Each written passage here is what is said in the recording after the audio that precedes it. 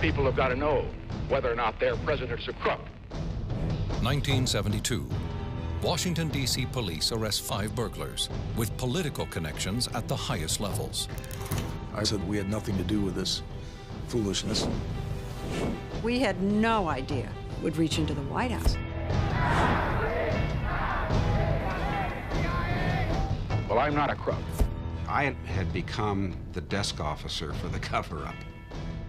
The president is under fire. What did the president know, and when did he know it? It was him or us. Either he was right or we were right. The questions and answers. The story behind the Watergate scandal.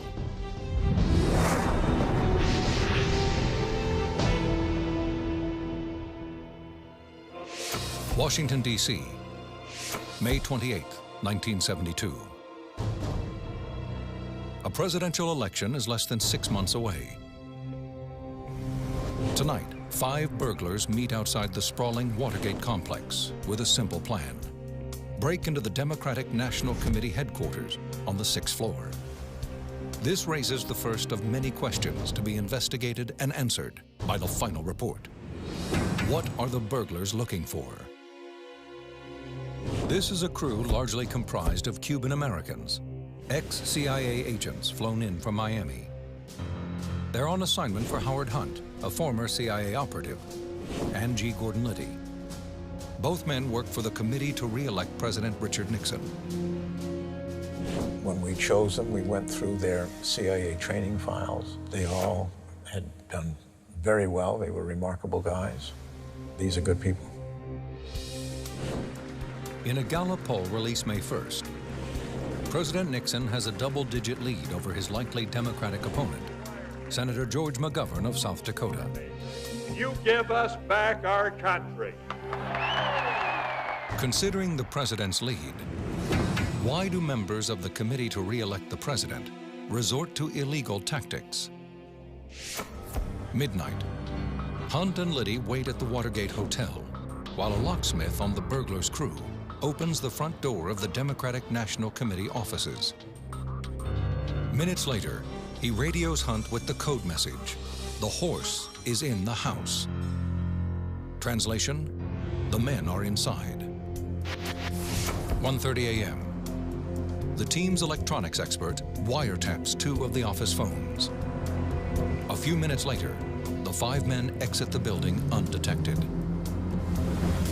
Hunt and Liddy plant another man, Alfred Baldwin, an ex-FBI agent, at the Howard Johnson Motor Lodge across the street. Baldwin has his orders.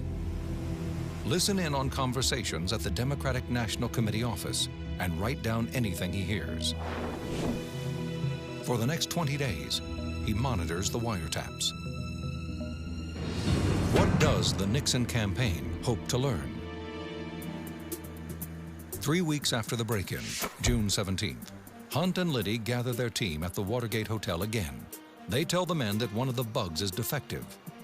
Their assignment is to fix it tonight. Each man knows his job.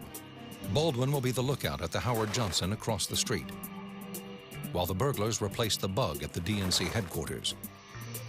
Hunt and Liddy will keep in radio contact from their room at the Watergate Hotel. 1 a.m. After the last Democratic National Committee volunteer leaves, the crew enters the stairwell of the Watergate parking garage. The locksmith picks the lock on the building. Another man tapes the door open, and they enter. They took tape, taped it across the spring-loaded lock so that it would not engage, and they could just bump their way in with their hip in and out. The burglars walk up to the 6th floor to the DNC offices. 1:50 a.m. In the parking garage, security guard Frank Wills notices the tape on the stairwell door. He immediately calls the police. Why does the taped door cause such concern? 3 off-duty officers pull up outside the Watergate in an unmarked car. From his lookout post across the street, Baldwin studies the men. They are casually dressed and do not appear suspicious. Then Baldwin sees a light go on in the building. He tries to warn the burglars, but it's too late. Inside, the police arrest the 5 men at gunpoint. One of the burglars radios G. Gordon Liddy. And then finally, we heard them. And what he said was, they got us. Police find almost $2,300 in sequential bills on the burglars. They suspect money laundering or counterfeiting and turn the case over to the FBI. Hunt and Liddy exit the Watergate Hotel discreetly. They drive away unnoticed. The next morning, the story of the break-in falls to 2 low-ranking reporters at the Washington Post, Bob Woodward and Carl Bernstein. Ben Bradley, the executive editor, puts the local story on the front page. It was a slow day. It was Sunday. It was a police story, and the only thing that made it interesting was the fact that it was at the Democratic National Committee. But it doesn't generate much attention. In fact, the Washington Bureau of CBS News assigns the Watergate story to a young reporter named Leslie Stahl. I had just been hired, so I was the real rookie in the Bureau. I think that they sent me to cover this was a measure of how insignificant they really did think the story was. June 19th. A day later, Woodward and Bernstein land a story on the front page. The article links the break-in to the Committee to Re-elect the President. One of the arrested burglars, James McCord, is the committee's security coordinator. That same day, a Post reporter on the police beat calls Woodward with a tip. The burglars left behind 2 address books and a check from Howard Hunt in their hotel room at the Watergate. Hunt's initials are scrawled inside next to the initials WH, which Woodward learns stands for White House. The reporter quickly dials the White House and asks for Hunt. Hunt no longer works there, but Woodward tracks him down. Woodward said, "Mr. Hunt, we want to ask you why your name is in the address book of one of the burglars." And the next thing Hunt said was, "Oh, my God." That night aboard Air Force One, Chief of Staff Bob Haldeman tells President Nixon that one of the Watergate burglars is James McCord, an employee at the Committee to Re-elect the President. Nixon writes in his memoirs, quote, "I could not muster much moral outrage over a political bugging." June 20th. The Washington Post runs a page-1 story linking former White House consultant Howard Hunt to the Watergate burglars. The article also reports that until a few months ago, Hunt had worked for presidential aide Charles Colson. After seeing Colson's name in the paper, Nixon is now horrified that one of his closest aides has been publicly connected to the burglary. As Nixon's legal counsel, Colson is a member of the president's inner circle, a group that includes Nixon's chief of staff, H.R. Haldeman, and his top domestic policy advisor, John Ehrlichman. For their zealous protection of the president, Haldeman and Ehrlichman are nicknamed the Berlin Wall. 2:20 p.m. Nixon calls Charles Colson into the Oval Office. Colson says that at this point, he has no reason to suspect that the White House is involved in Watergate. I walked in and said, "This is one of those times, Mr. President, when you want everybody to testify because we had nothing to do with this foolishness." But the meeting with Colson does little to calm the president, in part because he considers members of the press his political enemies. A block away, Jack Nelson has the White House beat for the LA Times. He knows the president is highly suspicious of others. He was paranoid, and people who covered him knew that. I don't think that image of him necessarily was out in the country, but it was certainly among the people who covered him. What is Nixon paranoid about? Publicly, the White House dismisses the break-in as a, quote, third-rate burglary. Privately, the president's closest aides worry the press will dig deeper. What are Nixon's aides concerned that the press will find? Haldeman and Ehrlichman have faithfully executed Nixon's wishes since the early 1960s. But in the coming months, President Nixon will begin to publicly question his own inner circle. There had been an effort to conceal the facts, both from the public, from you, and from me.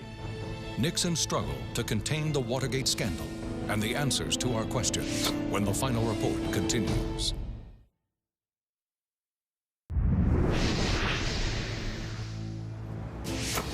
Washington, D.C., 1972.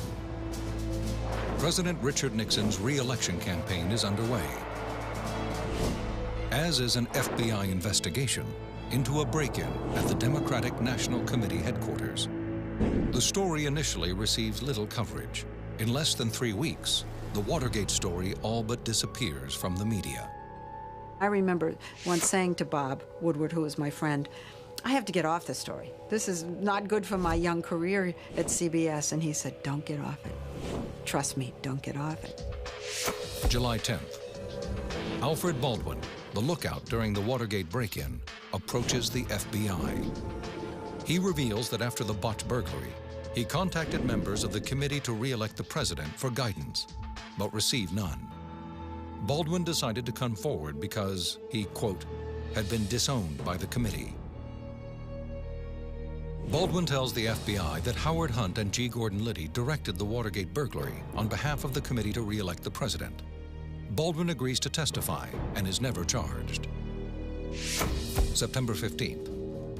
Based on Baldwin's information, a federal grand jury indicts the 5 Watergate burglars, as well as Liddy and Hunt. October 9th. Washington Post reporter Bob Woodward arranges a late-night meeting with a confidential source he's known for many years. Woodward takes great pains to avoid being followed. He switches cabs on the way to the rendezvous point, column 32, in this parking garage in Roslyn, Virginia. The man tells Woodward that employees of the committee to re-elect the president were not only behind the Watergate break-in, but that they're deeply involved in all kinds of political sabotage against Nixon's enemies. Back in the Washington Post newsroom, Woodward refuses to reveal the name of his anonymous source. His colleagues nicknamed the unknown man Deep Throat. The intrigue surrounding him raises one of the many questions that we'll answer in the final report. How important is Deep Throat to the Watergate story? October 10th. Woodward's article hits the front page. The public learns that Watergate was just one of many surveillance operations directed by the president's re-election campaign. Inside the White House, President Nixon follows the newspaper's coverage. Does the White House know who's leaking information to the Washington Post? November 7th, Election Day. President Richard Nixon carries 49 states, all but Massachusetts, in the largest electoral landslide in American history.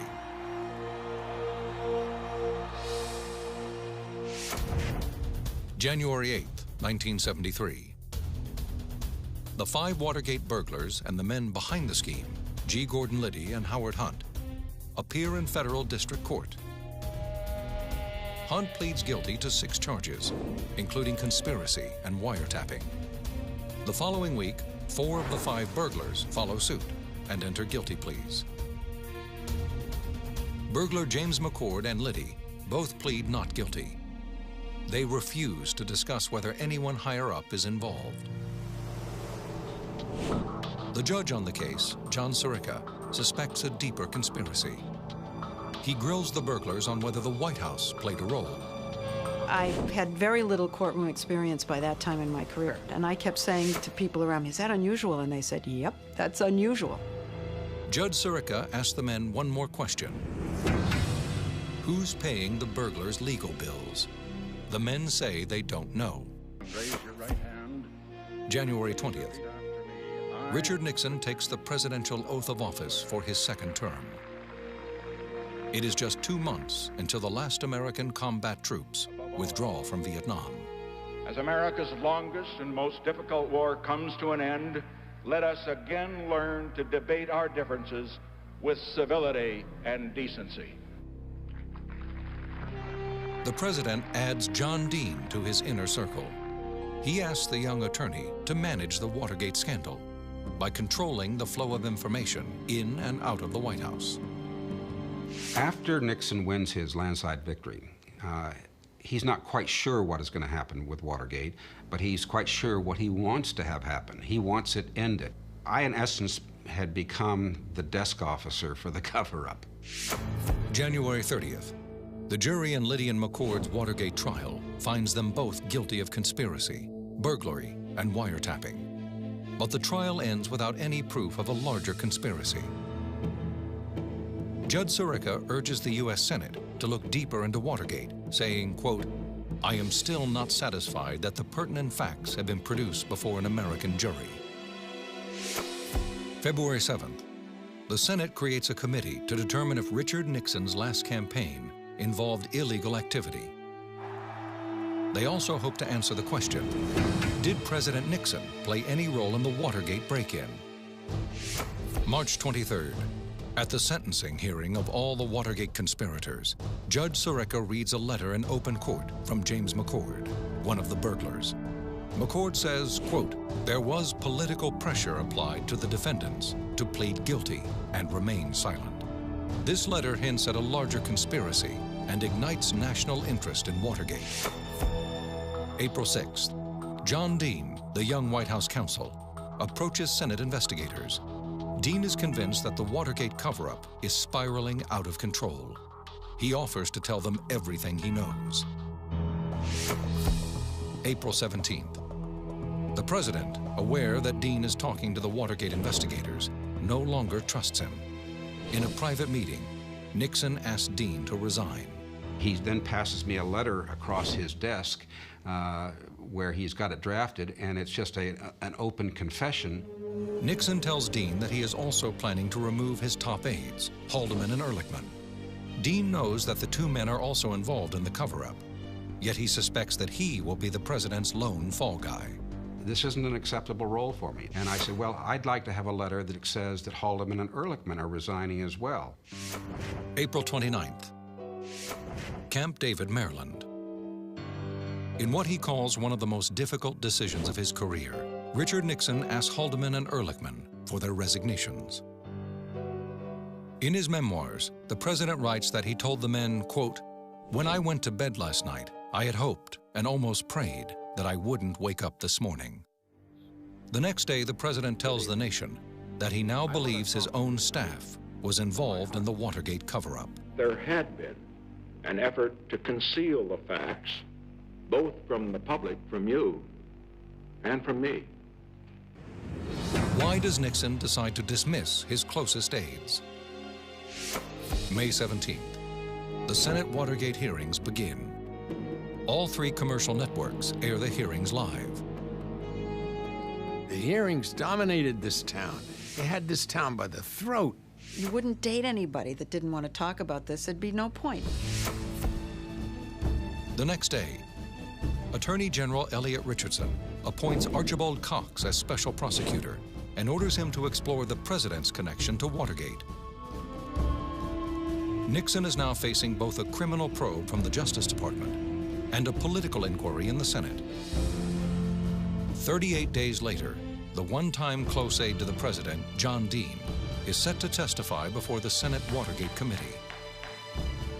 It became clear once he decided to testify, he was going to let it all hang out. That shocking testimony and the answers to all of our questions are next on The Final Report.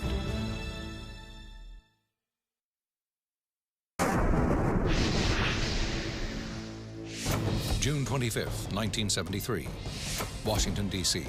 A standing room only crowd waits for President Nixon's former legal counsel, John Dean, to testify in front of the Senate Watergate Committee. Counsel will call the first witness, Mr. John W. Dean III. I sincerely wish I could say it's my pleasure to be here today, but I think you can understand why it's not. For almost 8 hours, Dean reads a 245-page statement before a national TV audience. He outlines what the president called, quote, his dirty tricks campaign. The revised domestic intelligence plan called for bugging, burglarizing. People at home watching it live on television were just glued. June 28. Republican Senator Howard Baker asked Dean the question on everyone's mind. The central question at this point is simply put, what did the president know, and when did he know it? July 16th. The committee calls the president's little-known deputy assistant, Alexander Butterfield. Republican counsel Fred Thompson is the first to question him. Mr. Butterfield, are you aware of the installation of any listening devices in the Oval Office of the president? I was aware of listening devices. Yes, sir. What prompts the committee to ask about listening devices in the Oval Office? I was sitting next to Mary McGrory, a famous Washington reporter. I said, did I hear right? Did I hear right? If there are tapes, oh my goodness. What has Nixon said on the tapes? You understand the problem we have here. The news of the secret taping shocks the president's staff. I felt betrayed because the whole idea of being able to be an advisor to the president is that you can talk candidly to the president. Why is the president taping his conversations? Special Prosecutor Archibald Cox plans to subpoena the White House tapes, but he doesn't for another week. Until then, Richard Nixon is not obligated to turn them over. He could have had a bonfire on the White House lawn and burned them and could have gotten away with it. Why doesn't Nixon destroy the tapes? July 23rd, Cox subpoenas the tapes. Nixon refuses to release them for months. October 20th, in a desperate move, the president orders Attorney General Elliot Richardson to fire the special prosecutor. Richardson and his deputy refuse to do it. They resign instead. Finally, the Solicitor General, Robert Bork, agrees to fire Cox. The press calls the event the Saturday Night Massacre. The firing sparked anger around the country. There's talk in Washington that the president might face impeachment if he continues to stonewall the investigation. Nixon's staff catalogs and transcribes the tapes. November 21st. The administration announces there's a problem. The White House says that when Nixon's secretary, Rosemary Woods, was transcribing the tapes, she accidentally erased an 18.5-minute section. She reenacts the moment in a move the press instantly terms the Rosemary Stretch. Was the tape deliberately erased? February 6, 1974. Nixon has dodged federal subpoenas for 6 months. The House of Representatives, by a vote of 410 in favor to 4 opposed, instructs the Judiciary Committee to consider articles of impeachment. April 30th. Nixon releases edited transcripts of the White House tapes to the public. The tapes themselves are not released, but Americans are surprised by the president's vulgar language. There were these parties where, if transcripts came out, we would sit in a circle and read them out loud. They were filled with expletive deleteds and things, so there'd be a lot of laughter. July 24th. The U.S. Supreme Court orders Richard Nixon to release the White House tapes. It was the knockout blow. If we didn't have the tapes, I don't know whether we would have gotten him or not. He hung himself, really, with his own tape, which is one of the tragedies of Watergate. Of all the tapes, a recording from June 23, 1972, is the most devastating. The press labels it the smoking gun because it proves that the president obstructed justice 6 days after the break-in. It'd be very detrimental to have this thing go any further. This involves these Cubans and a lot of hanky-panky. In a meeting on that day with his chief of staff, Nixon says that an FBI investigation would expose the burglars, since 4 of them are former CIA agents involved in the failed 1961 Bay of Pigs operation in Cuba. Nixon tells Haldeman to call CIA Director Richard Helms and persuade the agency to halt the FBI probe using a cover story. In this conversation, the President of the United States is telling his chief of staff to interfere with the Watergate investigation. This is a clear violation of the law. This is sort of a comedy of errors, bizarre and without getting into it.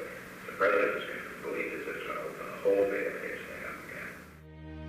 But CIA Director Helms refuses to go along with Nixon's plan. July 27. The House Judiciary Committee passes an article of impeachment against the president for obstruction of justice. Within 3 days, Congress passes 2 more articles of impeachment, one for abuse of power and another for contempt of Congress. Mr. Drinan. Aye. Mr. Rangel. Aye. The full House is scheduled to address the articles in 2 weeks. With the threat of impeachment looming, what is the president's state of mind?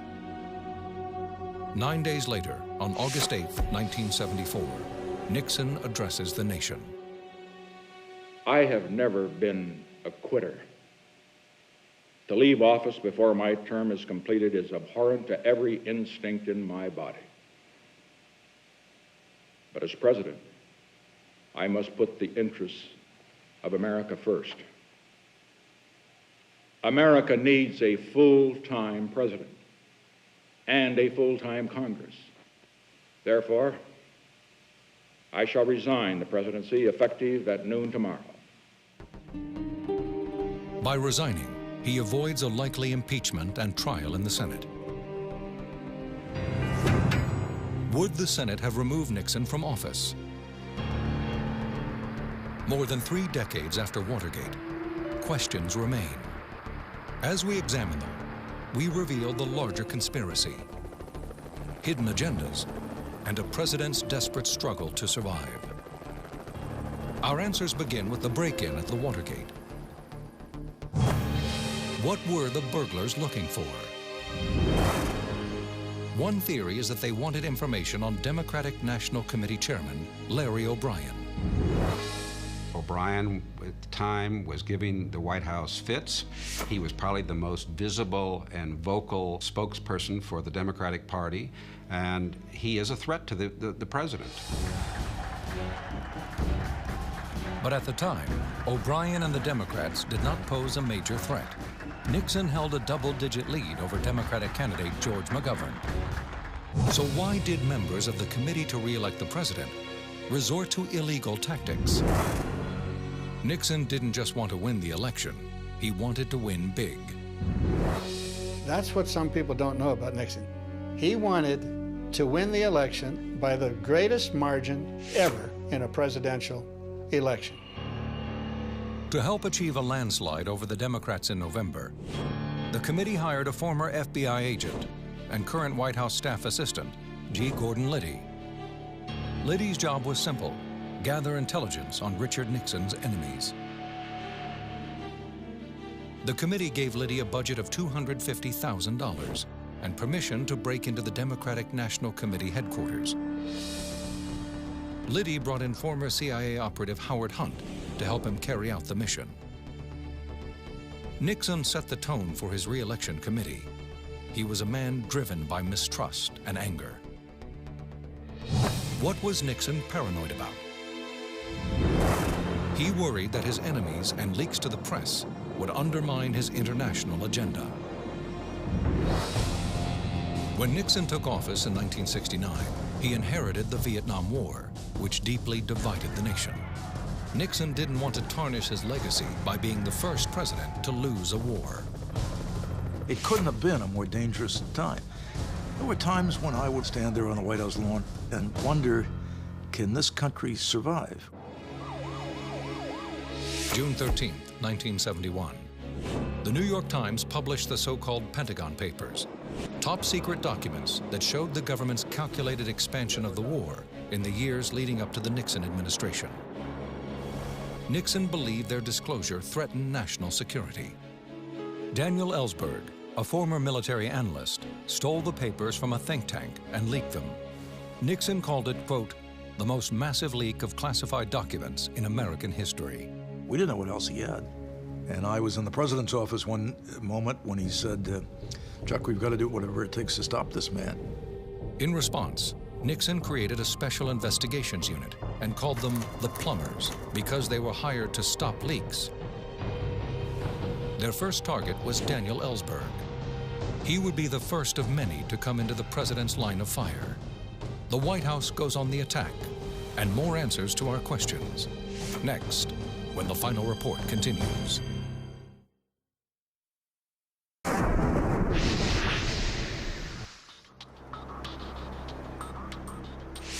June 13th, 1971. Anti-war activist Daniel Ellsberg leaked top-secret Pentagon documents to the New York Times.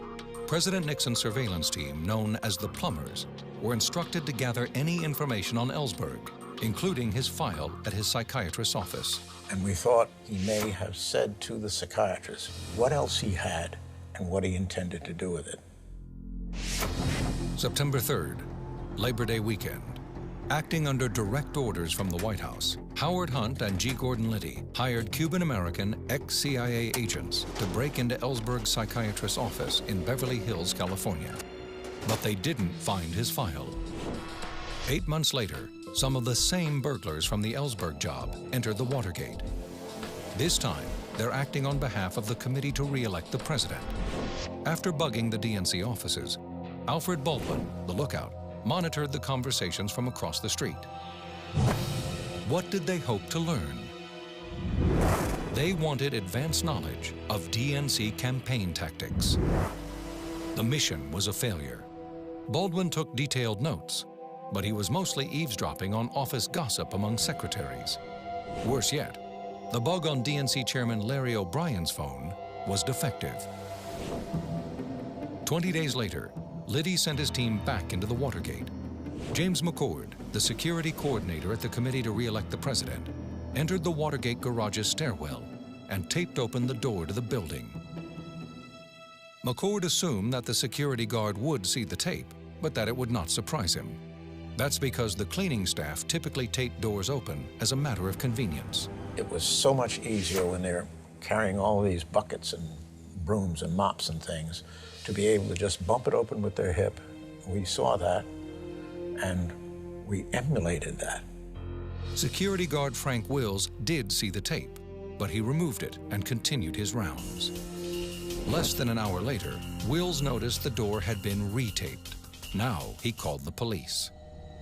Why did the taped door cause such concern? The security guard knew the cleaning staff had gone home for the night. I didn't know that.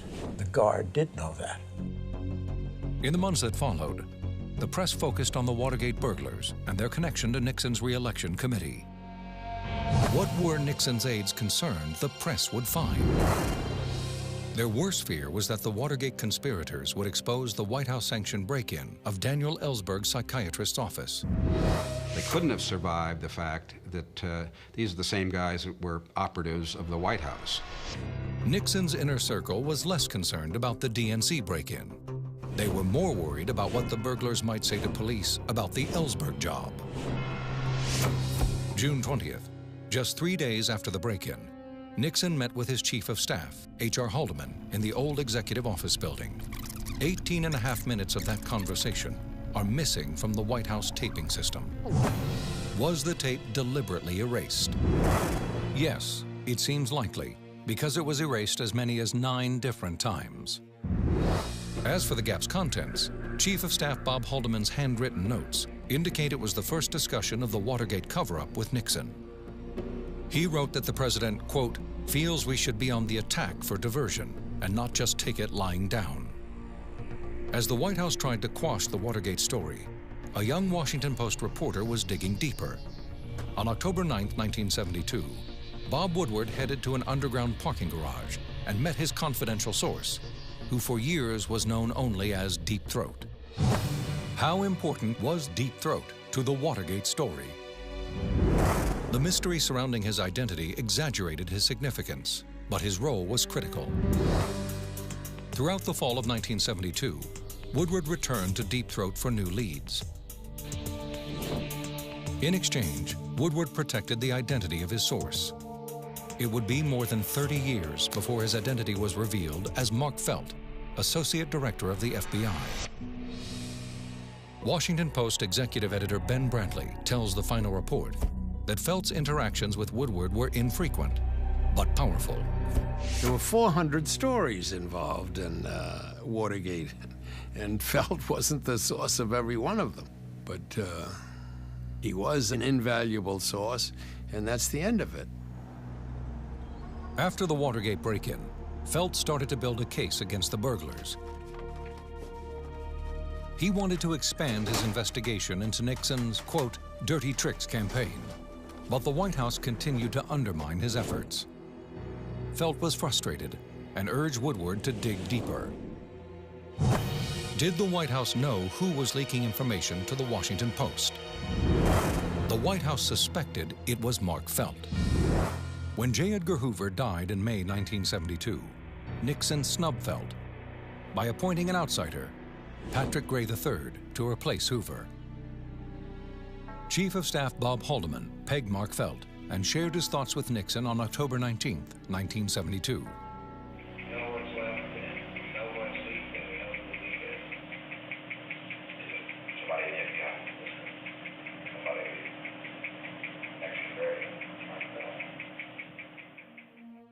The president was powerless to stop Mark Felt.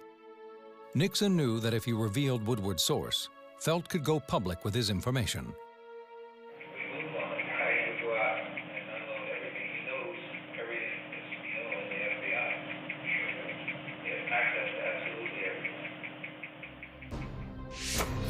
On January 15, 1973, Judge John Sirica dealt Nixon another blow by asking the Watergate burglars if the White House was involved. The men said no. Sirica then wanted to know who was paying the burglars' legal bills. The committee to re-elect the president paid the burglars directly out of Nixon's campaign funds.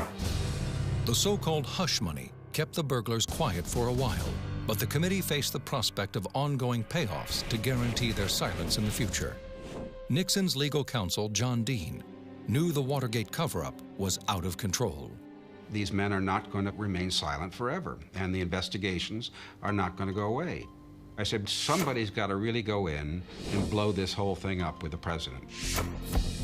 March 21st, 10:12 a.m. In a private meeting that lasted nearly 2 hours, Dean told Richard Nixon the cycle of so-called hush money would never end. We have a cancer close to the presidency that's growing. There's a problem with the continued blackmail. It'll cost money. How much money? I would say these people are going to cost $1 million over the next few years. April 29th. The president ousted the key players, including John Dean, Bob Haldeman, and John Ehrlichman. Why did Nixon decide to dismiss his closest aides? He hoped to salvage his presidency by cutting all ties to anyone linked to Watergate. Stanley Cutler, a Nixon historian, tells the final report that the dismissals backfired. Nixon takes steps like this in the hopes that the problem will go away. But it doesn't, because all it does is peel off another layer and make him more vulnerable. Nixon now faced the scandal alone. His last stand and the conclusion to the final report are next.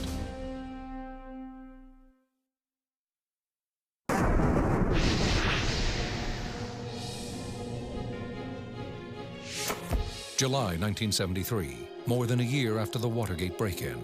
What was once dismissed as a third-rate burglary became the focus of Senate hearings, televised live nationwide.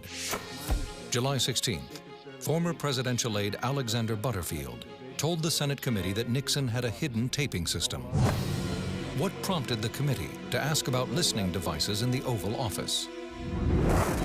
A Senate committee staffer stumbled upon the information. Before Butterfield could appear in front of the committee, he had to sit through a round of questioning. The committee staffers were looking for written or recorded evidence of Nixon's involvement. And I held him off for 4.5 hours.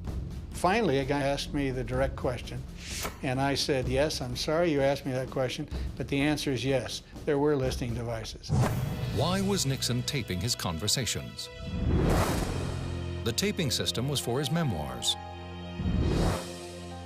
Since Franklin Delano Roosevelt, presidents had secretly recorded conversations in the Oval Office. Nixon installed the most extensive system of microphones and wiretaps to date. When the taping system was revealed, the president could have erased the tapes because they belonged to him. Why didn't Nixon destroy the tapes? He intended to erase the most sensitive recordings, but never did. In July 1973, Butterfield revealed the existence of the taping system. At the time, the president was in the hospital with bronchial pneumonia. He turned to his former chief of staff, Bob Haldeman, for help. Leonard Garment, Nixon's legal counsel, says that Haldeman was the only person who had intimate knowledge of the recordings, including the March 21st conversation in which John Dean referred to a, quote, cancer on the presidency. Haldeman weighed in on the side of keeping the tapes. He thought that that conversation, and presumably other conversations that he knew about, would help the president rather than hurt him. July 1974. The House Judiciary Committee passed the third and final article of impeachment. It appeared that the full House would vote in favor of impeachment, prompting a trial in the Senate. But if the Senate voted to acquit him of all charges, he could serve out his term. Would the Senate have removed Nixon from office? Yes. Even members of his own party were poised to remove him. On August 7th, Republican Senator Barry Goldwater visited the White House with a sobering message for the president. Nixon did not have the votes to avoid a conviction by the necessary two-thirds majority in the Senate. It was Barry Goldwater and two other top Republicans who went to him essentially and told him, Mr. President, the jig's up. With impeachment looming, what was the president's state of mind? He was moody, unstable, and at times appeared suicidal. Nixon met with his chief of staff, General Alexander Haig. The president knew Haig's military background and said, quote, "You have a way of handling problems like this. Somebody leaves a pistol in the drawer. I don't have a pistol." August 8th, the president finally succumbs to the Watergate scandal. I shall resign the presidency effective at noon tomorrow.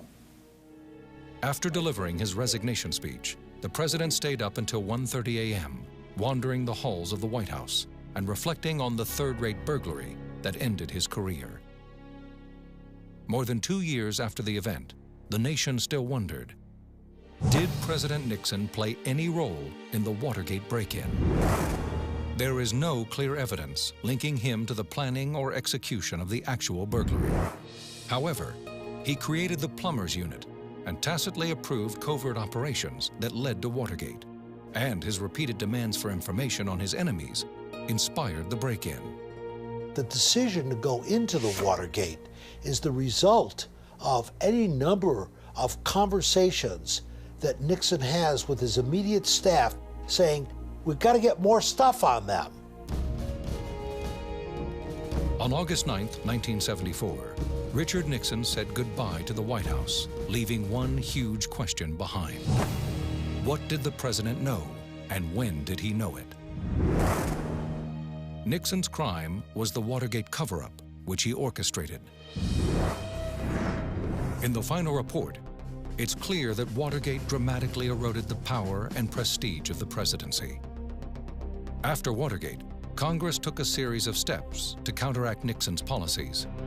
It voted to cut the president's post-war funding of the South Vietnamese government, leading to the fall of Saigon. It overrode Nixon's veto to pass the War Powers Act, which restricted the president's ability to unilaterally enter a prolonged military conflict. And in hopes of preventing similar scandals, it required candidates to disclose their campaign funds. My fellow Americans, our long national nightmare is over. 1 month after Nixon resigned, President Gerald Ford pardoned him. Many saw it as a way to finally move beyond the scandal. 2 years later, the Republicans lost the White House to Democratic outsider Georgia Governor Jimmy Carter. He pledged a new era of honesty in the White House. In 1994, Richard Nixon died at the age of 81. Every living former president attended his funeral. Watergate returned to public consciousness in May 2005. After 33 years of secrecy, an ailing Mark Felt decided to reveal that he was Bob Woodward's source, Deep Throat. Despite a 28-year career in politics, Nixon's name will forever be linked with one word: Watergate. What is a textbook that involves American history? What is it going to say about Richard Nixon? Whatever that book says, it will begin with the following sentence: Richard Nixon, comma, the first president of the United States to resign because of scandal. 3 years after resigning, Nixon revealed to an interviewer, quote, "I let the American people down, and I have to carry that burden with me for the rest of my life."